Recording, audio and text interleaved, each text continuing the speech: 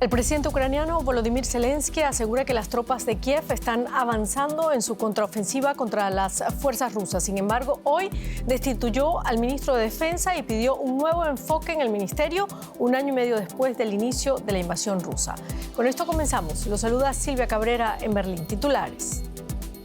Rusia ha lanzado en la madrugada de este domingo un ataque con drones sobre el sur de la provincia de Odesa, lo que ha provocado daños en una infraestructura portuaria en el río Danubio, mientras Ucrania asegura haber roto las barreras rusas en Zaporilla.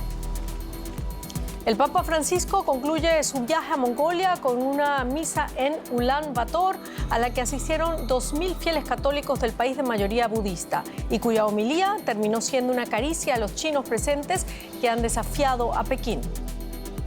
Y en la Fórmula 1, Max Verstappen de Red Bull hace historia. Este domingo ganó el Gran Premio de Italia, su 10ª carrera consecutiva, un récord. Sergio Pérez quedó segundo y Carlos Sainz tercero después de partir desde la pole position.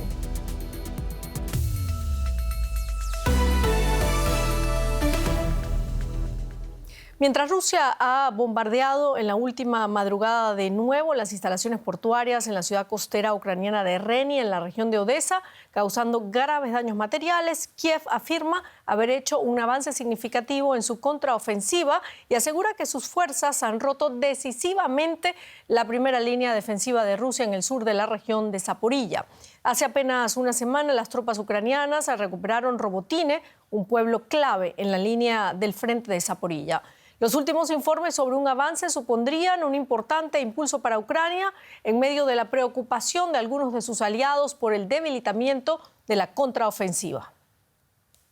Ampliamos esta información con Javier Cuesta en Moscú. Javier, ¿qué puede significar para el transcurso de la guerra que Ucrania haya vulnerado esta poderosa primera línea de defensa en Zaporilla? Hola, buenas noches. El avance ucraniano en Zaporilla es bastante importante en el sentido de que por primera vez han superado lo que se supone la zona más complicada, la zona más minada, y si lo consiguen afianzar y avanzar unos pocos kilómetros más, unas decenas de kilómetros más, tendrían a tiro de su artillería todo lo que es la franja terrestre por la que pasa toda la logística del ejército en el frente sur ruso. Eso implicaría que si Ucrania logra avanzar un poco más, podría cortar todos los suministros al ejército y que defiende Crimea. Por lo que la fase de la guerra entra en un momento clave en el que Ucrania, con la iniciativa, puede lograr amenazar lo que es la península del Mar Negro.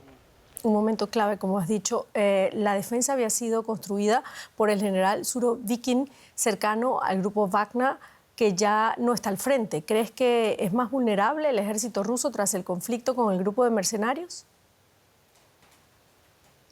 Sí, el arresto de Surovikin hace 2 meses, durante el motín de Wagner, implica una mayor verticalidad en el ejército ruso y en el que la responsabilidad absoluta ahora recae tanto sobre el ministro de Defensa como en el jefe, Sergei Shoigu, como en el jefe del Estado Mayor, Gerasimov.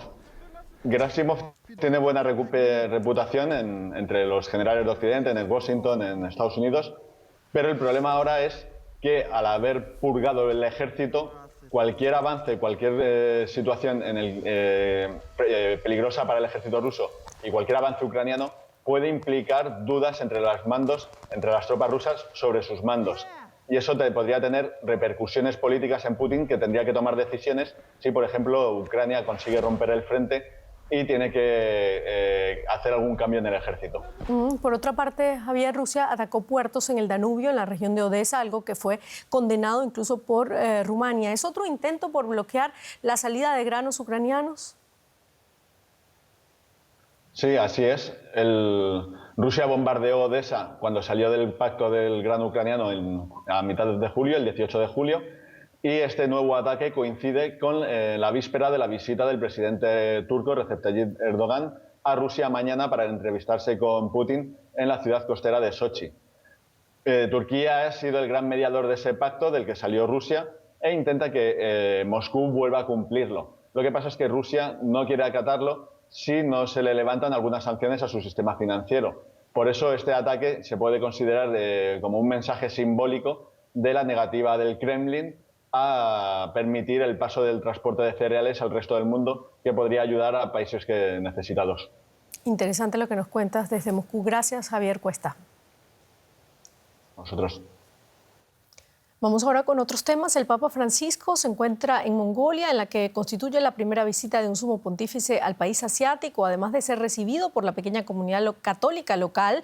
Un pequeño grupo de fieles de la vecina China desafiaron la prohibición dictada por Pekín y viajaron hasta Mongolia para ver al Papa. El sumo pontífice subrayó en la capital, Ulan Bator, que los gobiernos no tienen nada que temer de la Iglesia, pues no tienen ninguna agenda política.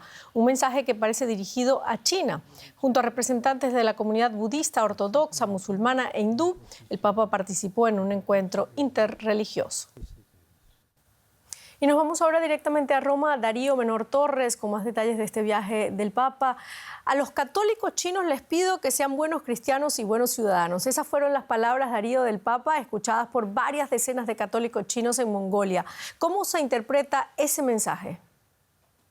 Lo cierto, Silvia, es que el Papa ha aprovechado su viaje en Mongolia para lanzar un mensaje a la vecina China, un país con el que el Vaticano, recordemos, que no tiene relaciones diplomáticas oficiales, pero con el que sí que ha emprendido un camino de acercamiento en los últimos años, que le llevó en 2018 a firmar un histórico acuerdo para desatascar el nombramiento de obispos en el gigante asiático. Bergoglio ha dado la sorpresa al final de la misa que ha presidido hoy en Ulan Bator. Ha llamado a su lado al arzobispo emérito de Hong Kong y a su sucesor. Les ha cogido a ambos las manos y en esa situación ha lanzado un mensaje a China.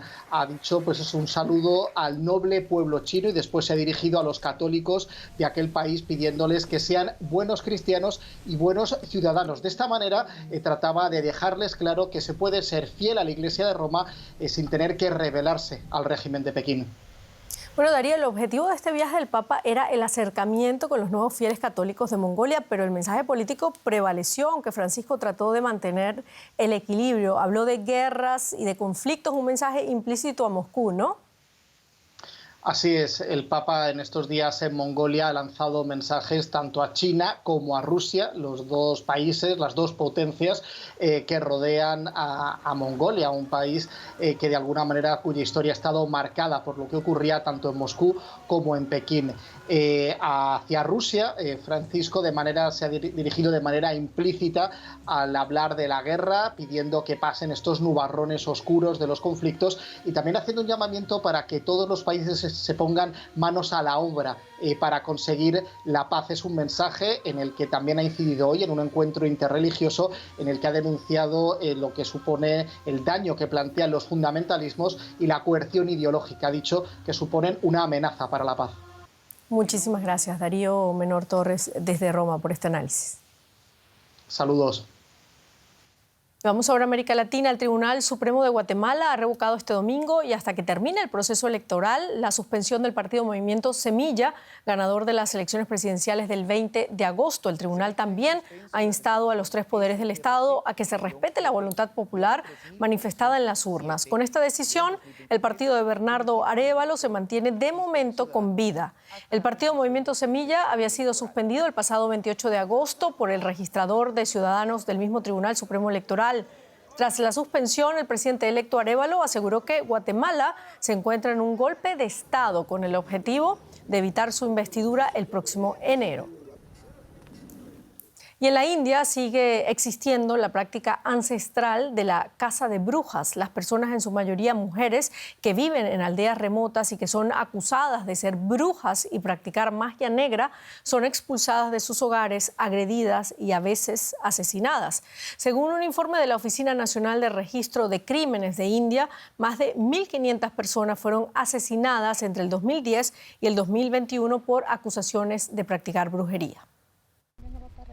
Shrimoti visita con frecuencia este árbol con su hijo para ofrecerle sus plegarias. La tribu a la que pertenece considera que este árbol es su templo, pero Shrimoti teme que algún día le prohíban hacer sus oraciones aquí. Una mujer de su pueblo falleció recientemente por enfermedad y los aldeanos culparon a Shrimoti de su muerte. La acusaron de ser bruja. Los aldeanos la llevaron a rastras a un olla o curandero popular Este secundó la acusación e incluso sugirió que le echaran aceite hirviendo encima para exorcizarla. Su hijo Botel ha acudido a los tribunales para pedir protección para su madre en virtud de la ley estatal contra la caza de brujas. No entiendo por qué me ha sucedido esto. Fue aterrador que me hicieran esas acusaciones. Toda mi familia y yo vivimos con miedo de lo que los aldeanos puedan hacernos. La caza de brujas es habitual en Jharkhand. Allí los grupos étnicos tribales representan cerca de 1/4 parte de la población. Y es sobre todo en estas comunidades donde existe esta práctica. La caza de brujas es un mal social ancestral arraigado en supersticiones, pero ahora parece haberse convertido en una forma fácil de silenciar, oprimir y condenar al ostracismo a mujeres vulnerables. Salkan Murmu es activista social y exdiputado. Ha estado asesorando legalmente a Srimoti y a Botel en su caso. Dirige una organización para el empoderamiento tribal que sensibiliza contra la caza de brujas y ayuda a las víctimas. Esta práctica tiene por objeto asustar a mujeres vulnerables, en su mayoría ancianas y de edad avanzada, por motivos ocultos, o para confabularse contra ellas y arrebatarles sus tierras. A veces los jefes tribales también hacen estas acusaciones solo para asegurar su dominio en la aldea. Murmu dice que aunque existen leyes contra la caza de brujas, no son eficaces y las acusadas a menudo corren grave peligro. En un pueblo al otro lado del estado, Ratan Hansda y su esposa, Champa, se enfrentan a acusaciones similares. Fueron acusados de brujería después de que su propia hija muriera por enfermedad. Es uno de los pocos casos en India en los que un hombre también ha sido acusado de brujería. Fuimos acusados falsamente por nuestros familiares por una disputa de tierras y propiedades. Todos los aldeanos se volvieron en nuestra contra y tuvimos que huir del pueblo para salvar nuestras vidas. Al igual que Srimoti, Ratan y Champa, también viven con el miedo constante a ser atacados. Las leyes estatales de Jharkhand han hecho poco por protegerlos. Hasta que el gobierno de la India apruebe una legislación nacional contra la caza de brujas, los acusados de brujería seguirán siendo víctimas de esta práctica despiadada. Y en Estados Unidos, unas 70.000 personas se han quedado atrapadas con el fango hasta los tobillos en el festival Burning Man en el desierto de Nevada. Las carreteras de acceso al recinto han sido cerradas tras las fuertes lluvias que han inundado la zona, convirtiendo el lugar en un lodazal. Se ha pedido a los asistentes que ahorren agua, alimentos y combustible. Una persona ha fallecido durante las lluvias torrenciales, aunque no se ha revelado la causa. Se esperan más precipitaciones para este domingo. Y con esto terminamos nuestro informativo. Muchísimas gracias por habernos acompañado. Feliz domingo para todos.